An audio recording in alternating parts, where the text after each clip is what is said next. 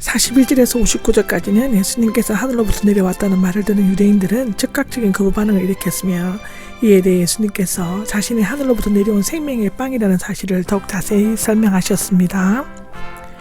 41절에 보면 유대인들이 나오는데, 흔히 예수님을 대적하는 예루살렘 교권주의자들이나 악의적인 바리새인들에게 사용되는 이 명칭이 갈릴리 사람들에게 사용되는 것은 이례적입니다. 이것은 그들을 구성하는 무리들이 대부분 예수님을 반대하는 자들이었음을 나타내는데요. 두들거렸다는 비둘기가 구구거림이나 꿀벌이 붕붕거리는 것처럼 분명하거나 두들거리는 것을 나타내는데, 그들은 모세에게 불평을 터뜨렸던 조상들의 불신앙적인 행위를 계승하고 있습니다. 이것은 출애굽기 15장 24절, 민수기 14장 2절을 보시면 됩니다. 42절입니다. 42절에는 요셉의 아들 예수가 나옵니다. 유대인들이 수군거리는 것은 예수님의 인간적인 면면을 보았기 때문이죠. 그들은 요셉의 아들인 것을 알고 있었으나 그가 하늘로부터 내려온 빵이라는 것은 이해할 수가 없었습니다. 그들이 이미 알고 있던 인간적인 지식과 편견이 새로운 영적인 지식과 구원을 얻을 것을 막았는 것입니다. 그의 아버지와 어머니를 예수의 인격사항을 다 알고 있다는 뜻입니다. 인간 부모 사이에서 태어난 사람이 하늘에서 내려온 신적인 존재라는 것은 도저히 이해할 수가 없을 뿐만 아니라 하나님이 인간의 수준으로 끌어내리는 신적 모독적 행위로 간주되었습니다. 그들은 예수는 한낱 묵수의 아들에 지나지 않으며 그가 하는 말들은 모두 거짓된 말로 단정지어야 했습니다. 그러나 그들은 예수님이 성령으로 잉태되어 동정녀의 몸에서 태어났다는 사실에 대해서는 전혀 알지 못했습니다. 4절입니다. 44절에는 이끌어 주시지 않으면인데, 이끌어 주시지는 그물을 들다, 칼을 베다, 사람을 끌다라고 하는 뜻이고, 사도행전 12장 32절을 보시면 됩니다. 제1부정 가가형으로서 불가항력적으로 이끌어 나가는 것을 나타내는데요. 사람들이 그리스도께 나오는 것을 스스로 결정해서가 아니라 아버지께서 이끌어 주시기 때문입니다. 이것은 신학적으로 선행적인 은혜라고 부르는 것으로서 사람을 회개와 믿음으로 인도합니다. 45절에는 그리고 그들은 가르침을 받을 것이다 라고 나와 있는데, 이사야 54장 13절에 자유롭게 인용한 것으로서 장차 올 메시아 시대의 하나님의 백성은 모두 하나님께 가르침을 받은 것이라는 이사야 예언이 지금 성취되는 중에 있다는 것입니다. 누구든지 아버지 하나님의 음성을 듣는 자는 믿음으로 말미암아 예수님께로 인도되어 하늘로서 내리는 떡에 참여할 수 있는 것입니다. 46절입니다. 46절에는 이것은 없다는 뜻이다는데, 앞절에서와 같이 하나님께 가르침을 받는다는 것은 사람이 직접 하나님과 만나 가르침을 받는다는 뜻이 아닙니다. 독생하신 하나님의 아들 외에는 하나님을 본 사람이 없습니다. 요한복음 1장 18절에 나옵니다. 사람들이 하나님을 볼 수 있는 유일한 길은 그리스도를 보는 것입니다. 예수님께서는 성육신하신 전에는 늘 아버지를 배웠고 그 후로도 항상 그 곁에 계셔서 아버지의 낯을 뵙습니다. 아버지는 사람을 이끌어 그리스도에게로 오게 하고 그리스도는 그들에게 아버지를 보이고 가르치신다고 성경은 기록하고 있습니다. 47절입니다. 47절에는 믿는 사람은 영원한 생명을 가지고 있다입니다. 이 표현은 본서의 핵심적인 주제입니다.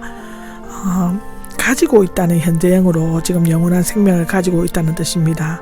본래 인간은 단순히 목숨만을 소유하고 있지만 생명을 주는 영, 즉 영이신 그리스도를 통해서 믿음으로 그리스도의 부활 생명을 소유하게 됩니다.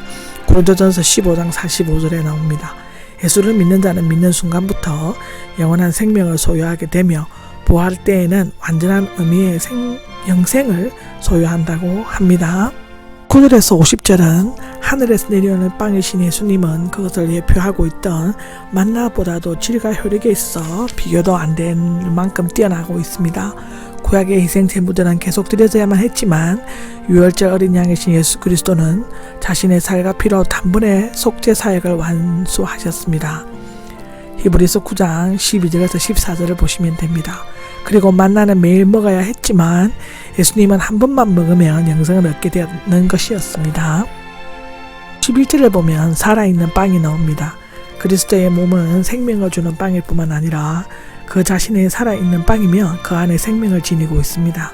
그는 십자가에서 자신의 몸을 쪼개어 나누셨으며 그 살을 먹는 자는 그 살이 우리의 몸의 일부가 되고 우리도 영원한 생명을 지니게 됩니다. 갈라디아서 2장 20절, 에베소서 3장 17절에 기록되어져 있습니다. 요컨대 성령의 역사가 없이는 우리는 믿음이 하나님의 선물이라는 것, 그리스도의 속죄의 죽음을 이해할 수도 없고 또 무엇이든지 그에게 구할 수도 없습니다. 그리고 예수님의 십자가 속죄를 믿는 자가 아니면 그의 살을 먹거나 구원에 참여할 수도 없습니다.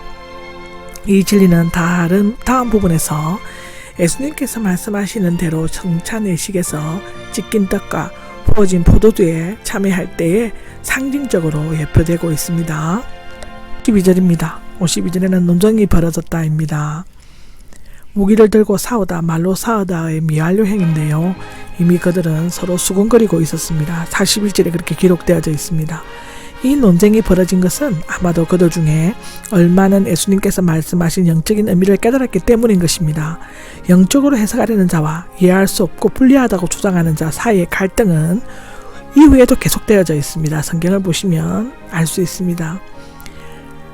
특히 히브리어 리브는 유대인들이 하나님과 모세에서 불평했다고 했을 때 사용되어져 있습니다. 출애굽기 17장 2절, 민수기 20장 3절에 나옵니다. 다른 곳에서는 말다툼을 하다, 언쟁을 하다 등의 의미로 사용되어져 있죠. 야고보서 4장 2절, 디모데후서 2장 4절은 그렇습니다.